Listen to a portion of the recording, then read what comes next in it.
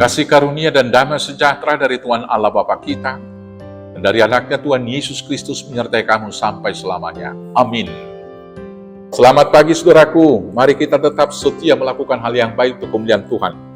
Dipandu firman Tuhan dari Amsal 21 ayat 3, demikian firman Tuhan. Melakukan kebenaran dan keadilan lebih dikenan Tuhan daripada korban. Demikianlah firman Tuhan.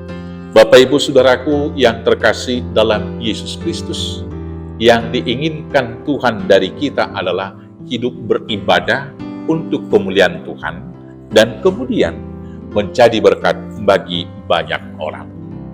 Di dalam ibadah itu, di dalam Rom 12 ayat 1 di sana dikatakan, serahkanlah tubuhmu sebagai persembahan yang hidup, yang adil, yang berkenan kepada Tuhan. Itulah ibadahmu yang sejati. Ibadah yang sejati mempersembahkan hidup kita semuanya untuk kemuliaan nama Tuhan. Dan unsurnya di sana yang pertama sekali adalah kita melihat di sana harus ada korban, harus ada persembahan. Tapi persembahan yang diinginkan Tuhan ditekankan di dalam Amsal ini pertama sekali melakukan kebenaran.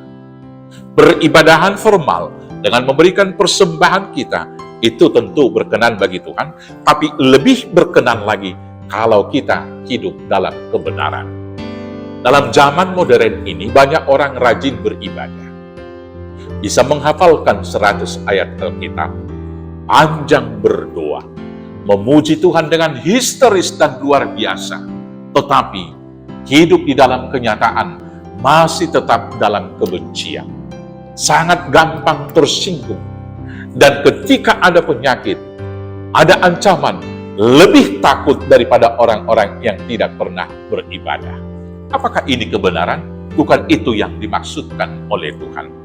Hidup orang yang hidup dalam kebenaran itu harus lebih beriman, lebih percaya kepada Tuhan daripada orang yang tidak hidup beribadah kepada Tuhan.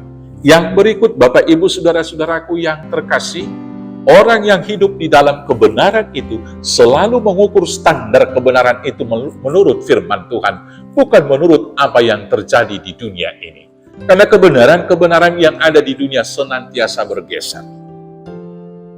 Seperti misalnya undang-undang persyaratan calon wakil presiden, bisa saja itu kemudian diganti dalam Mahkamah Konstitusi. Agar undang-undang dasar bisa diamandemen. Artinya kebenaran-kebenaran dunia bisa saja bergeser kalau masyarakatnya sepakat. Tapi kebenaran yang mutlak, kebenaran yang hakiki adalah firman Tuhan tidak akan pernah bergeser. Hidup benar. Yang kemudian hidup dalam keadilan. Apakah keadilan? Banyak orang berpikir bahwa keadilan itu adalah pembagian yang merata. Bukan demikian. Kalau Tuhan Yesus mengatakan keadilan itu adalah apapun yang kamu inginkan diperbuat orang kepadamu, perbuatlah juga demikian kepada mereka. Karena itulah isi daripada seluruh kitab Taurat dan kitab para nabi.